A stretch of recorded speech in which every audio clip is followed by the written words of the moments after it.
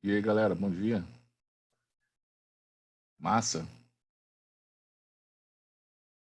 Deixa eu fechar aqui as minhas guias. Coisa rápida, né?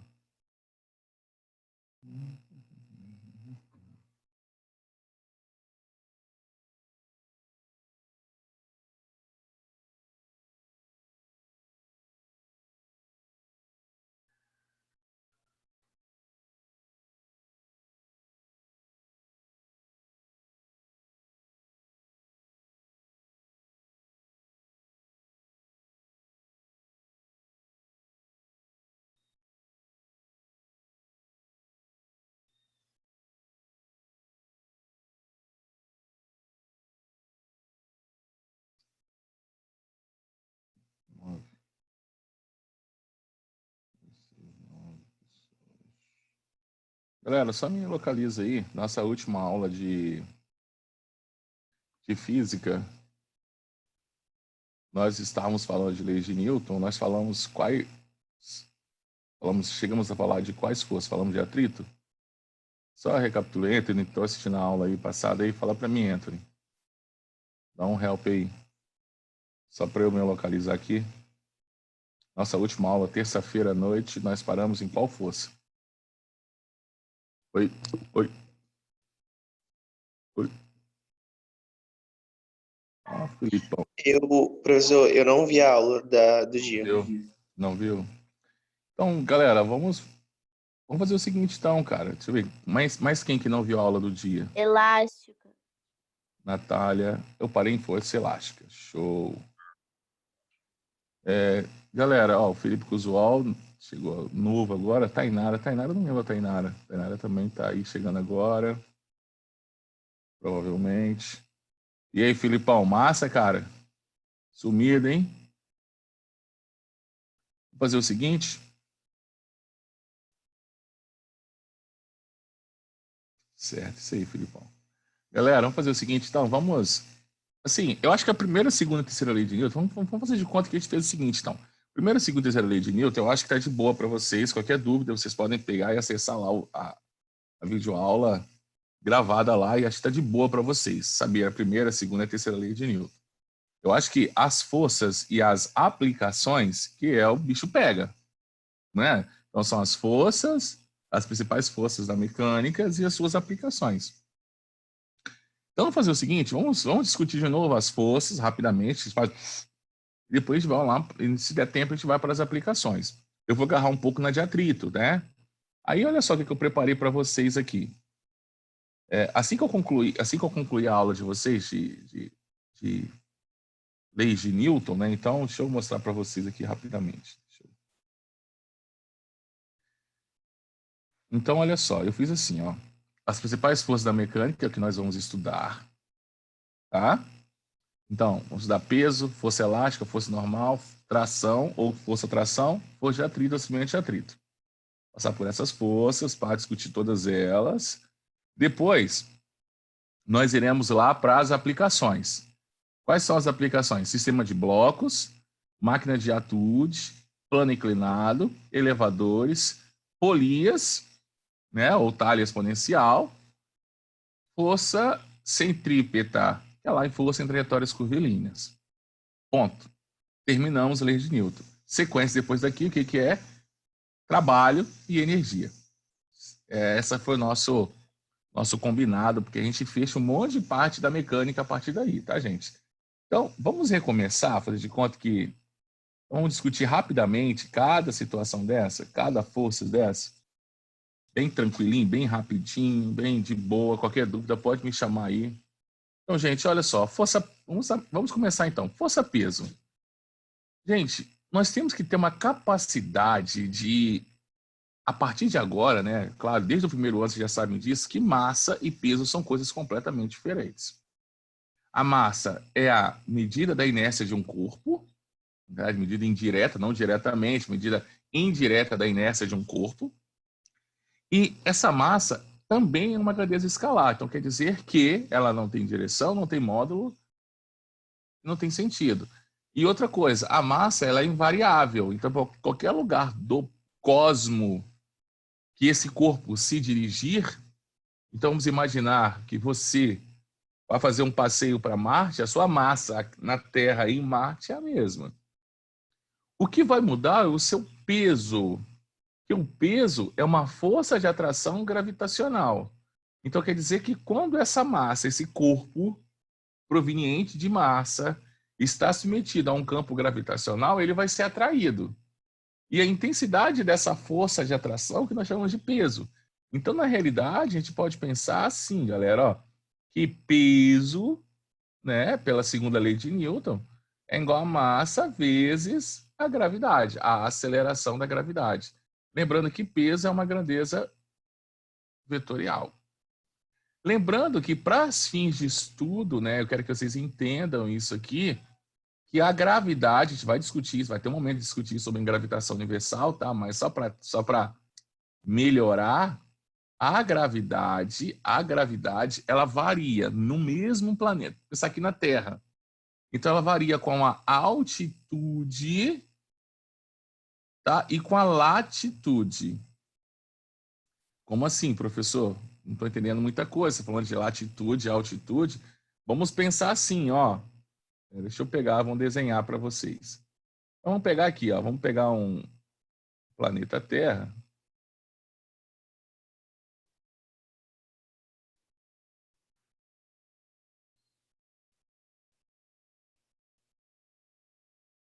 Então, nada que vocês não já viram falar nisso aqui. Então, aqui nós temos o Círculo Polar Ártico. Escorreto, torto. Linha do Equador. Deixa eu apagar aqui. Linha do Equador. E aí, galera, olha só. Nós temos aqui, ó. Lembra que aqui é 0 grau de latitude? Lembram disso? Aqui em cima, né? Então, aqui em cima seria 90. Aqui embaixo seria 90. Vocês lembram disso, né? Lá de geografia?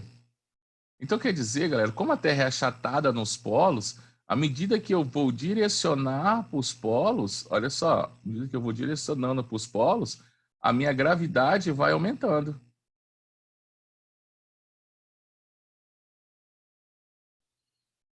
Então, quer dizer que quanto mais próximo do polo a gente estiver, maior será a minha gravidade.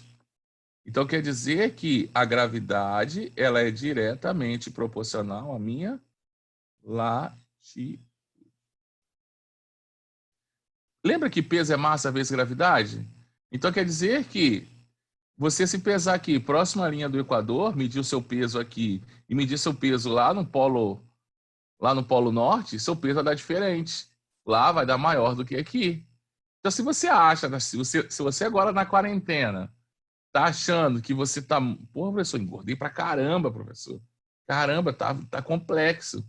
Se você acha que tá ruim, vai pro Polo Norte e vai ficar pior.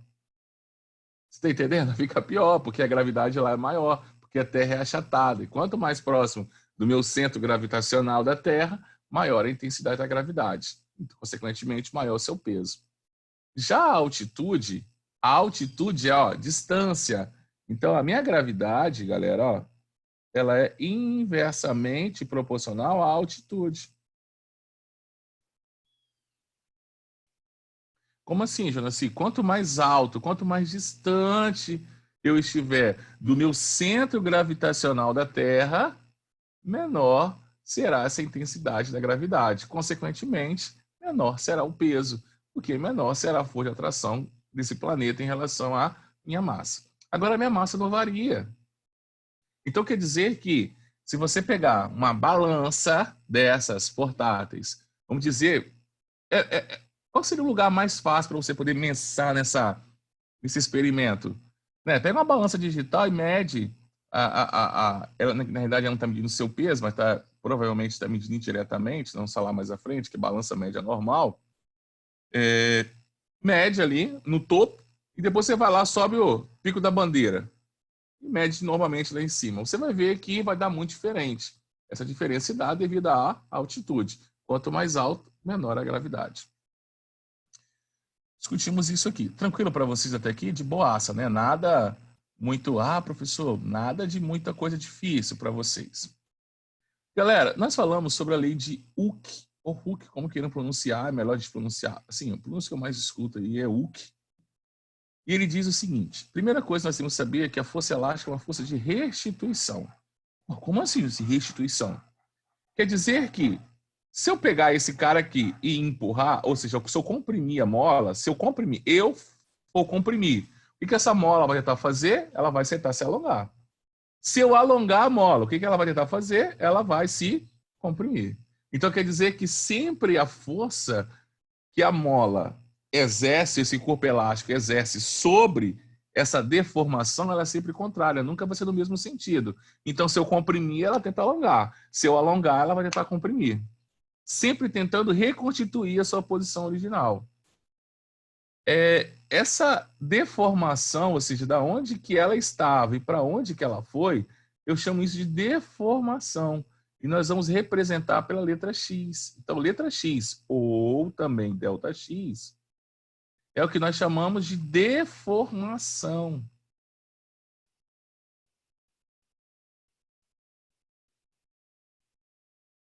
Galera, deformação. Como assim, Janaci? Deformação. Vou mostrar para vocês aqui. Deixa eu ir lá para um simulador rapidaço e já volto aqui.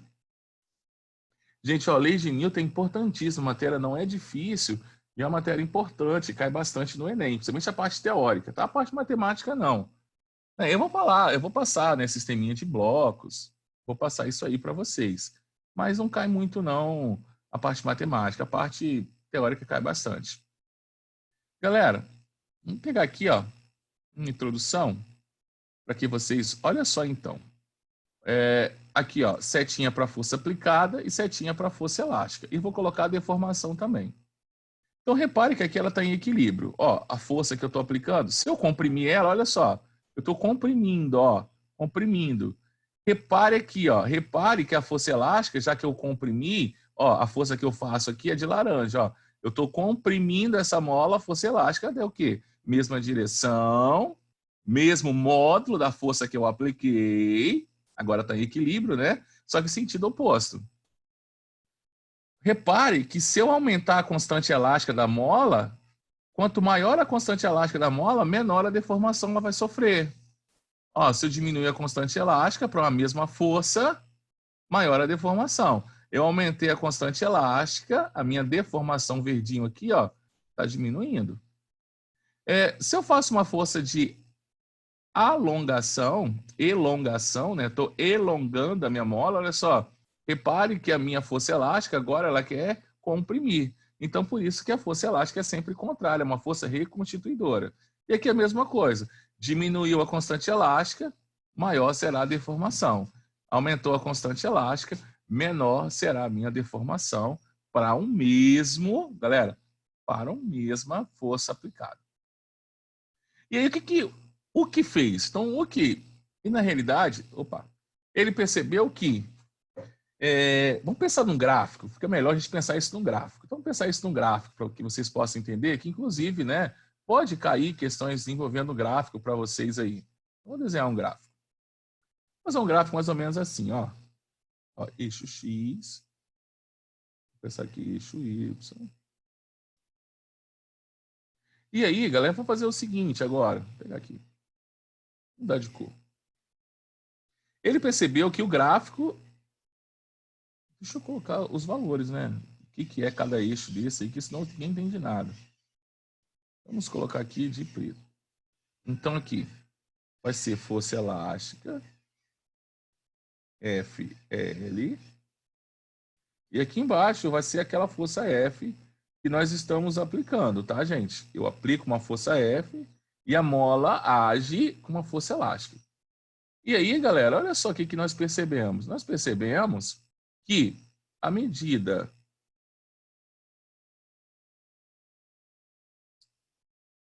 Não ficou legal esse aqui, não. Eu vou fazer de outra cor. Ele percebeu que à medida que ele fez um gráfico mais ou menos assim. Vou fazer um verde também para discutir com vocês.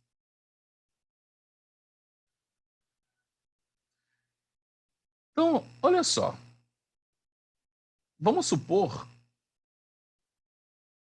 que O meu gráfico verde representa, o gráfico vermelho representa uma mola qualquer. E o verde, uma outra mola. Então, é mola 1, mola 2. Ele percebeu, gente, que essa inclinação da reta, que é esse ângulo aqui, ó, θ, essa inclinação da reta, era sempre constante. Então, quer dizer que quando ele aumentava a força que ele aplicava, aumentava a força elástica da mola. Então, quanto maior a força que ele aplicava, maior era a força elástica. E ele percebeu que a força elástica era sempre simétrica à força aplicada. Como assim simétrica? Mesmo módulo, mesma direção, somente que o sentido oposto. E ele percebeu que molas diferentes apresentavam gráficos diferentes. E ele chamou essa tangente, olha só, se você pegar aqui essa tangente aqui, ó, desse gráfico, vai ter o quê? Cateto oposto sobre cateto adjacente. Na realidade, ele percebeu que a inclinação desse gráfico aqui, ó, tangente desse gráfico, ele era numericamente igual à minha constante elástica. Aí ele ficou assim pensando, falou, caramba, Josi, como assim? Então ele quer dizer que cada mola vai ter a sua constante elástica. Aí ele chega à conclusão dessa fórmula. Ele chega a essa conclusão. Como assim, Josi? Gráficos quanto mais inclinado esse gráfico, pensando assim, ó, vamos pensar assim, ó, constante vai ser dada em Newton por metro. Quer dizer o seguinte, quanto maior a intensidade dessa constante elástica, menor será a deformação sofrida pela mola. E essa deformação também tem que ser dada em metros. E alguns autores escrevem essa fórmula assim, ó, força elástica é igual a menos. Por que ele coloca esse menos? Só para mostrar para a gente que é uma força simétrica, que é uma força de reconstituição. Se você alonga, ela tenta comprimir. Se você comprime, ela tenta alongar. Por isso que é facultativo utilizar esse menos. Na verdade, esse menos você não vai usar em nenhum momento na fórmula. O que você vai usar é K. Isso. Então, a lei de Hooke se resume a isso aqui, ó. Força elástica é igual a K vezes X. E aí, o que eu trouxe para vocês? Eu trouxe um exercíciozinho para vocês. Deixa eu passar aqui. Bem tranquilaço, nada muito difícil, ainda nada muito difícil. Vamos fazer isso depois que a gente terminar, a gente junta todo mundo no mesmo pacote e vamos fazer exercícios um pouco mais complexos. Então, vamos pegar aqui, para eu resolver com vocês. Olha só, uma certa mola helicoidal, está aqui no desenho, essa mola aqui. No suporte vertical tem comprimento de 12 centímetros. Então, esse aqui é meu comprimento inicial. Vou chamar isso aqui de x0. Quando ela se prende a uma mola, um corpo de 200 gramas, aí, gente, ó, já cria 200 gramas, 0,2 quilogramas. Show? Já faço a conversão logo. Ela passa a medir, ó, 16 centímetros. Aqui é meu comprimento final. Então, qual foi a deformação que essa mola sofreu? Olhando por aqui, eu já sei que a deformação que essa mola sofreu foi de 4 centímetros. Vamos transformar isso logo em padrão, né? Ó, metros. Como é que eu transformo 4 centímetros em metros? É só dividir por 100. 0,04 metros. Então, quer dizer que a deformação sofrida pela mola foi de 0,04 metros. Eu pendurei esse corpinho aqui, ó, de 200 gramas nessa mola. Então, vamos entender o que aconteceu aqui. Então, aqui surgiu uma força para baixo. Opa. Uma força para baixo. Uma força para baixo, que nós vamos chamar essa força de força-peso. E vai surgir também uma força para cima. E já que eu estou alongando essa mola está tentando o quê? Se comprimir. Então, quer dizer que aqui,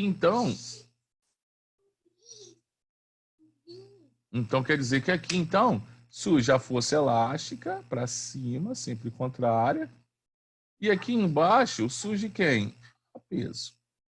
Então, quem está alongando essa mola é o peso desse bloco. E a força elástica é igual ao peso. O que ele quer saber no exercício? Qual que é a constante elástica? Então, vamos pensar. Caramba, para eu calcular a constante elástica, eu sei que força elástica é igual a constante vezes a deformação. Eu quero isso aqui, então eu precisaria ter a força elástica e a deformação. A deformação nós temos A deformação eu tenho. A força elástica eu não tenho. Mas, como a força elástica ela é sempre simétrica, opa, ela é sempre simétrica, então já sei que a força elástica é igual ao peso desse bloquinho que está descendo. Então, quer dizer que eu posso fazer o seguinte. Então, antes de eu calcular aqui, eu vou calcular meu peso. O peso não é massa vezes gravidade? A massa não é 0,2 kg e a gravidade ele não me falou, então vamos usar 10. Então, quer dizer, 0,2 vezes 10, olha só, 2 newtons. Então o peso desse bloco vale 2 newtons, logo a força elástica, a força de restituição da mola também vale 2 newtons. Então, vamos substituir aqui, então. Ó, 2 aqui vai ser igual a constante que eu quero calcular, vezes a deformação, que é 0,04. Então, quer dizer que a minha constante elástica vai ser 2 dividido por 0,04. Quando eu quero dividir números assim, o que eu vou fazer? A primeira coisa a fazer, galera, é igualar a quantidade de casas decimais. Ó. 2,00, 0,04. Depois que eu faço isso, olha só, é só eu apagar. Ai, apaguei tudo. Ctrl Z. Voltou. É só você apagar a vírgula. Então é como se nós tivéssemos aqui, ó, 200 dividido por 4.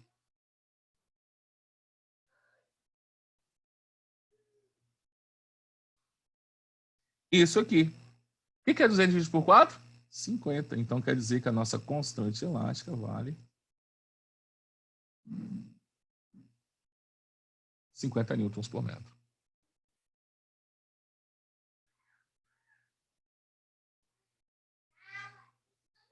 E aí? Resposta letra B, 5 vezes 10 a 1. E aí, galera, o que vocês acharam até aí? Como é que tá? Tranquilo aí? Alguma coisa nova que vocês não tinham visto ainda? Ou tá tudo tranquilo até agora? Fala para mim. De boa? Então, seguindo, hein? Seguindo. Vamos apagar aqui, então. Deixa eu apagar tudo isso aqui. Limpar desenhos. Então, nós vamos agora para o nosso próximo slide. Aqui, ó. Babu dançando. Né? Porque força elástica é fácil demais, tranquilaço. Claro que nós podemos ter exercícios. Né? Esses dias até a menina mandou exercício para mim, que estava no Descomplica. Só que o exercício envolvia força elástica, depois energia potencial elástica, energia potencial energia cinética, lançamento horizontal, choque. Então quer dizer que não é um exercício só de força elástica, ele está associado a outras coisas. Eu falei com ela que eu vou fazer no final das minhas aulas de dinâmica. Quando eu terminar tudo de dinâmica, a gente faz ele. Aí se conseguir entender ele, quer dizer que eu sei fazer qualquer exercício de dinâmica.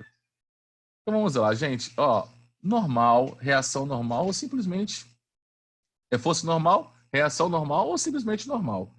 Que é isso? Que é isso, né, na realidade? Que isso representa pra gente? Galera, se a gente fosse fazer um zoom disso aqui, ó, o contato dessa mão com o cara, se você ampliar isso aqui milhares de vezes, a gente ia observar o quê? Que essa parede, ela tem vários átomos aqui, ó, várias moléculas, vários núcleos aqui, e eles estão afastados. Quando esse cara comprime, esses núcleos aqui também eles vão se aproximar. Mas só que essa distância entre essas partículas deve ser uma distância o quê? De maior estabilidade. A partir de se alguma força está comprimindo ela, quer dizer que eles estão indo para uma região agora de quê? De baixa estabilidade. Então, quer dizer que elas vão tentar voltar para a sua região de maior estabilidade. Essa distância entre os núcleos, né, é a região de configuração de maior estabilidade para esse material. Se alguma coisa comprimir, ou seja, alguma coisa diminuir essa distância, essa estabilidade se perde e ela tenta voltar à sua região anterior. Então, quer dizer que se comprimiu, vai surgir uma força contrária tentando estabelecer a ordem a nível molecular, a nível atômico. E essa reação do apoio devido à compressão de um corpo, nós chamamos de normal. E essa força, ela sempre será perpendicular à superfície. Sempre será perpendicular à superfície. Existem várias maneiras de calcular normal, tá, gente? Depende da superfície. O que eu quero que vocês entendam que é o que mais vai cair em superfícies horizontais. Então, vamos colocar aqui, ó, em superfície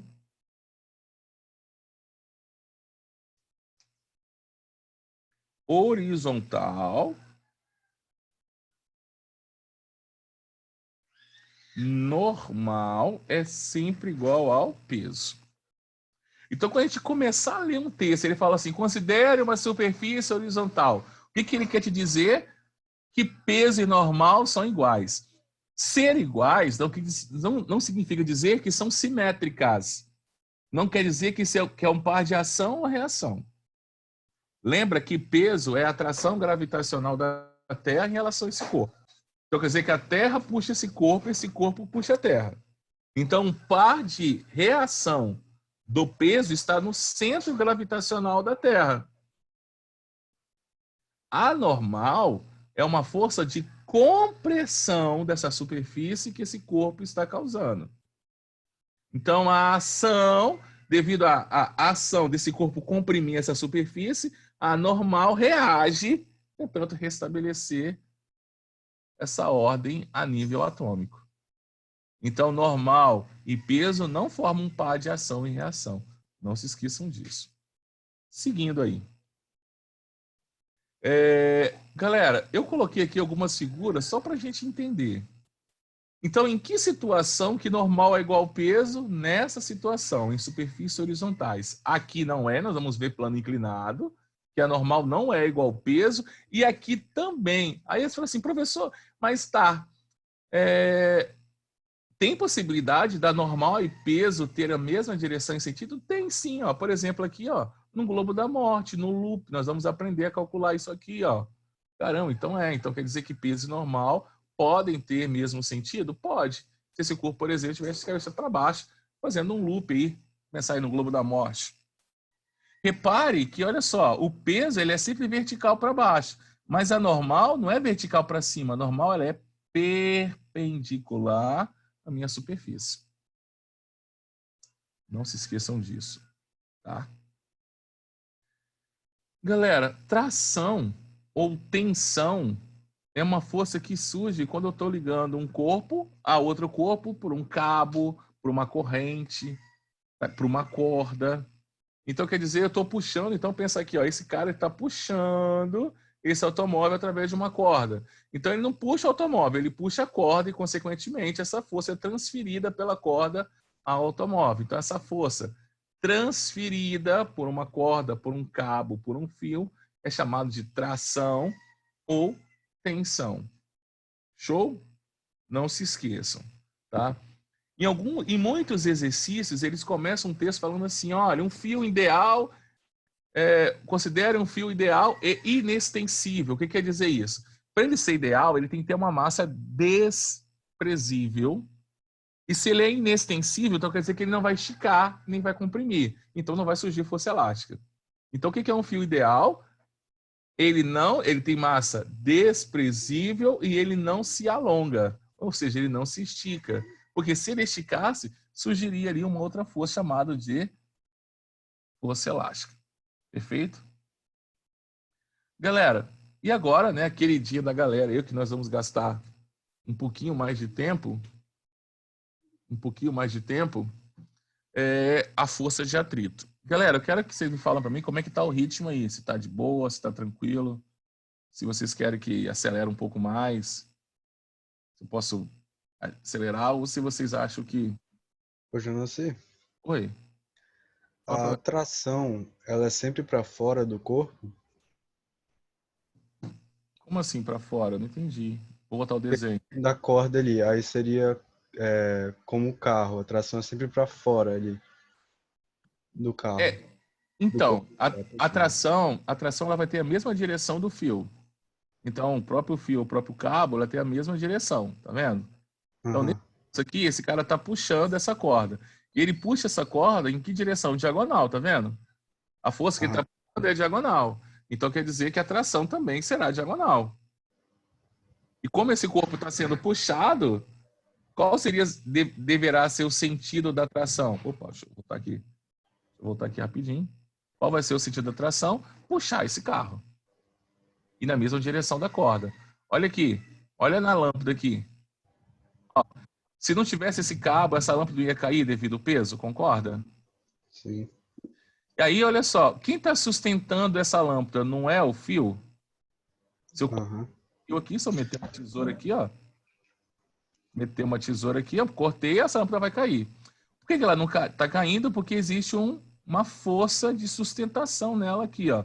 E essa força é devido a esse fio. Então quer dizer que a tração, ó, tem a mesma direção do fio e nesse caso ela tem que ser contrária ao peso. Por que contrária ao peso? Porque ela tem que impedir esse corpo de cair. Ela tem que impedir o corpo de cair. Por quê? Se você colocasse a tração para baixo, quem estaria anulando o peso? Essa lâmpada iria cair. Então, nesse caso ali, a tração está anulando o peso para manter esse corpo em equilíbrio.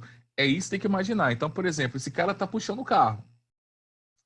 Se ele está puxando o carro, vamos supor que ele consiga. Então, esse carro vai se deslocar para a direita. Ponto. Então quer dizer que essa tração ela tem que estar numa direção, no sentido entre norte e leste. Então, a direção dela, sempre a direção do fio. Então vou botar certinho aqui. Então, ela apontaria, nesse caso, para Nordeste. Então, você tem que interpretar sempre o desenho. Eu tenho mais uma figura aqui para mostrar para você. Deixa eu mostrar uma outra figura de tração. Aqui, que eu acho que eu vou te ajudar você aqui. Ó. Calma aqui.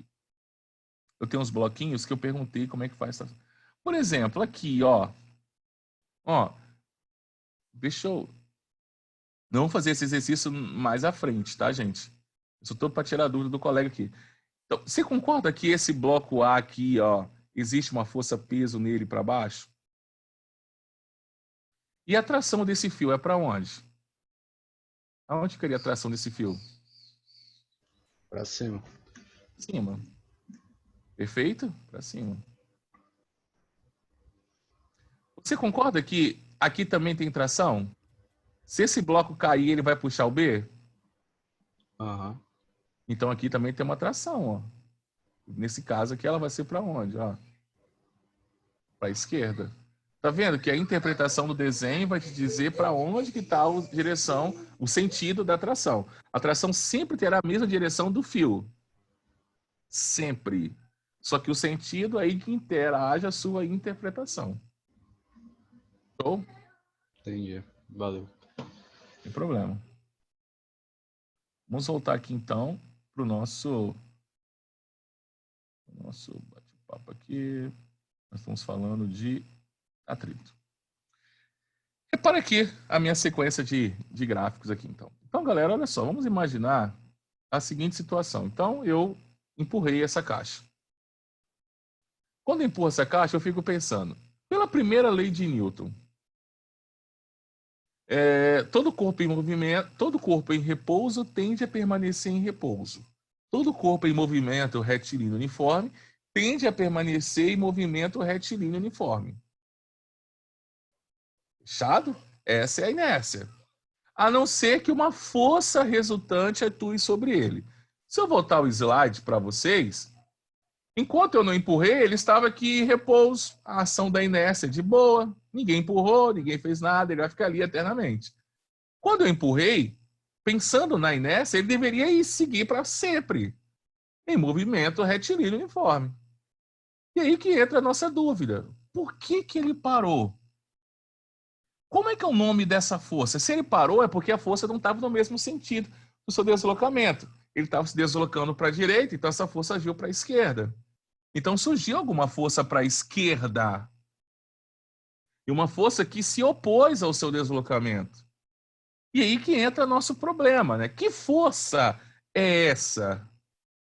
Né? E essa força, galera, está diretamente relacionada à rugosidade das superfícies. Se a gente ampliasse ali lembra que a força normal também é uma força a nível molecular, a de atrito também. Por máximo que você ache que as superfícies são completamente polidas, se a gente aumentar isso, dar um zoom, a gente vai ver que existe uma certa irregularidades. E essas irregularidades, quando elas estão em contato, é como se dificultasse se opor, né? Vai se opor a esse deslocamento. Caramba, então quer dizer que essa força de atrito é uma força de contato? Sim, é uma força de contato. E tem a ver com a rugosidade da superfície? Sim, tem a ver com a rugosidade da superfície. Quanto maior a rugosidade, maior será a força de atrito. Por isso que é recomendado em dias de chuva, né, que a pista fica toda molhada, a gente diminuir a velocidade, porque pensa, o asfalto tem uma certa irregularidade. Se chove, a água vai ocupar essas irregularidades, vai diminuir a rugosidade, pensa, então a água ocuparia aqui, ó. Aí ocuparia aqui também. O que vai acontecer? Vai diminuir a rugosidade. Diminuir a rugosidade, diminui o atrito. Diminui o atrito, o que vai acontecer? Esse carro esse condutor pode perder a direção do automóvel mais facilmente. Tá? Seguindo, galera. Então, essa força de atrito, ela sempre vai ser o quê? Uma força contrária ao deslocamento, então vai ter a mesma direção, porém em sentido oposto ao deslocamento. A força de atrito, então, como eu já disse para vocês, se opõe ao movimento, e só que ela vai ser dividida em duas forças. Uma estática, que é quando o corpo ainda estiver em repouso. Então, desde quando ele está em repouso até a iminência de se movimentar, esse atrito é chamado de atrito estático. A partir do momento que ele começar a se movimentar, esse atrito é chamado de dinâmico ou cinético. Então, existem dois atritos. Atrito estático, o corpo ainda não se movimentou. E o atrito dinâmico, que é o corpo em movimento. Essas duas forças de atrito são diferentes e, na realidade, a relação entre elas é a seguinte. Olha só, gente. Ó. A força de atrito estática máxima, vou colocar aqui, ó, máxima, depois vou buscar para vocês o que é isso. Ela é sempre maior do que a força de atrito cinética ou dinâmica. Trocando em outras palavras, quer dizer o seguinte, olha, para iniciar o movimento de um corpo é muito mais difícil do que eu manter ele em movimento. Então, se o carro está parado lá, eu preciso empurrar aquele carro. Talvez eu sozinho não consiga empurrar. Mas se juntar 3 pessoas, nós vamos conseguir. Essas pessoas, depois elas podem sair. Eu sozinho consigo manter o movimento desse automóvel. Porque o atrito cinético, ou seja, a força que vai se opor ao deslocamento, vai ser menor quando ele está em movimento do que quando ele está em repouso. Galera, eu coloquei aqui o que eu já disse para vocês está aqui, que o que depende, né? Essa força de atrito ela é dependente de quem? Ela depende, primeiro, da rugosidade do material. Nós vamos chamar essa característica microscópica, que a gente vai chamar de coeficiente de atrito. E nós vamos usar a letra μ, ó, a letra μ, para representar. Nós vamos usar a letra μ. Tá? A letra μ para representar. Então, se eu colocar μe, quer dizer que é coeficiente de atrito estático. μd, né, μ. E a letra Dzinho quer dizer que é coeficiente de atrito dinâmico. Tá? E o segundo fator, que dependente também, é a normal. É a força com que essa superfície exerce sobre o corpo. Então, quer dizer, juntando essas duas coisas, nós vamos chegar à nossa força de atrito. Ó. Nossa força de atrito vai ser calculada pelo coeficiente vezes normal. Então, as características são aqui, ó. Ela se opõe ao movimento, ela depende da natureza da rugosidade da superfície, é proporcional à força ou à reação normal que cada superfície exerce sobre o corpo, e ela pode ser transformada, né? Ela transforma, né? Essa energia cinética, essa energia que esse corpo está se movimentando, é energia térmica, principalmente, e é liberada para o meio. Então, a força de atrito é uma força que É uma energia que vai ser dissipada. Nós vamos perder essa energia. Então, toda vez que tem atrito, quer dizer que meu sistema está o quê? Não é um sistema não conservativo, é um sistema dissipativo. Eu estou perdendo energia. A energia está saindo daquele meu sistema e agora está indo para outro sistema, para o meio. A energia do universo se mantém constante. Desde o Big Bang até hoje está constante. Mas se eu tenho atrito, considere que tem um atrito, o que o exercício quer dizer para a gente? Que o sistema é um sistema não conservativo. Há dissipação de energia. Show? Só mais um pouquinho aqui para a gente. Estamos quase chegando ao nosso fim. Galera, como eu disse para vocês, a força de atrito pode ser dividida em dois tipos, estática ou dinâmica.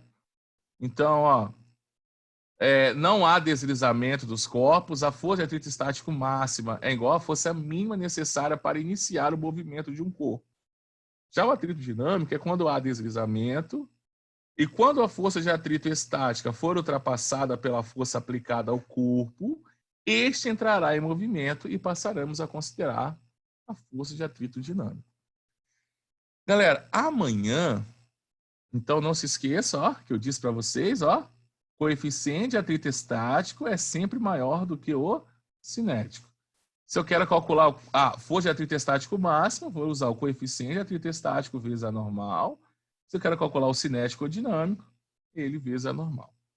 Amanhã, nós vamos montar essa tabelinha aqui, Vamos montar essa tabelinha, eu vou aplicando a força aqui, vamos preencher, fazer o gráfico e fazer exercício de força de atrito. Amanhã a gente vai fazer isso. Né? Restou alguma dúvida aí para vocês? Eu tenho alguns exercícios aí, eu posso até mandar para vocês alguns exercícios.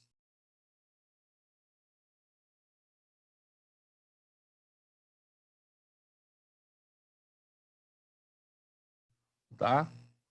Eu quero que vocês, assim, amanhã então a gente termina a força de atrito, acredito que vai dar tempo de terminar. E além de terminar, deixa eu descartar aqui. Além de terminar a força de atrito, a gente já começa a falar também, terminou a força de atrito, já vai falar já de bloquinhos. Então amanhã a gente já começa a falar de blocos. Acredito que amanhã a gente consegue falar de blocos também. Tá? Galera, restou alguma dúvida aí sobre introdução de atrito? Como é que tá para vocês aí? Como é que ficou? Fala para mim aí. Tá de boa, a gente pode seguir. Bom que teve mais pessoas, né? Hoje nós aumentamos o número de pessoas. Espero aumentar um pouco mais, né? Nas próximas aulas ter mais gente. Olha só, eu já havia conversado com a galera nas aulas anteriores. Caso vocês queiram modificar, né? Quem está assistindo e caso queira opinar, como eu não abri isso para a galera todo mundo, eu vou fazer assim, né? Até então para vocês poderem ter uma ideia do que como é que eu estou trabalhando e qual a ideia que eu tenho de concluir o conteúdo de física pensando aí em Exame Nacional do Ensino Médio. Gente, eu não vou entrar em detalhes se deve ou não deve ser adiado, se vai ou não vai, né? Mas então, tudo que eu dei X eu já trabalhei, tá, gente? Aqui, então, eu vou fazer isso aqui, Principais forças da dinâmica todo ano. Exercícios para vocês, já trabalhei hidrostática, trabalhei hoje força de atrito, eu preciso fazer exercício com vocês.